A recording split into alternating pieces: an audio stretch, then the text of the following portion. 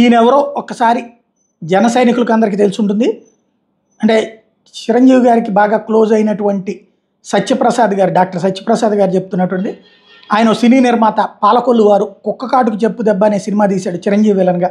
అల్లు రామలింగ గారు చిరంజీవిని అల్లుడిగా చేసుకోవాలని ప్రయత్నిస్తున్నప్పుడు ఈ నిర్మాతను పెద్ద మనిషిగా ఉండమన్నారు. అందుకే చిరంజీవికి ఈ పెద్ద మనిషి అంటే గౌరవం. పీఆర్పీ టైంలో చిరంజీవి ఇచ్చిన ఆ గౌరవాన్ని ఇతను నేలపాలు చేశాడు. రోజుకు రెండు ఉత్తరాలు రాస్తూ చిరంజీవిని చాలా ఇబ్బందులు పాలు చేసేవాడు. ఇతని వ్యక్తిగత ఎజెండా ఉంటుంది. తనకు కావాల్సిన వాళ్ళకి సీట్లు ఇప్పించడం కోసం కథ నడుపుతాడు. అతని మనుషుల కోసం పార్టీ నష్టపోయినా అతను పట్టించుకోడు. నరసాపురం, తణుకు, ఉండిలో తన మనుషుల కోసం నెగ్గే సీట్లను బలి తీసుకున్నాడు. నరసాపురంలో చిరంజీవి పోటీ చేసే నెగ్గే సీటు చిరంజీవికి అల్లు అరవింద్కి రాంగ్ ఫీడింగ్ ఇచ్చి పాలకొల్లో పోటీ చేసి ఓడిపోయేటటువంటి పరిస్థితి ఇచ్చాడు.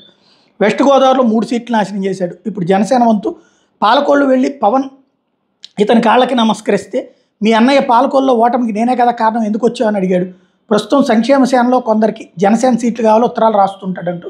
ఇది ఎవరంటే అర్రామజోగయ్య.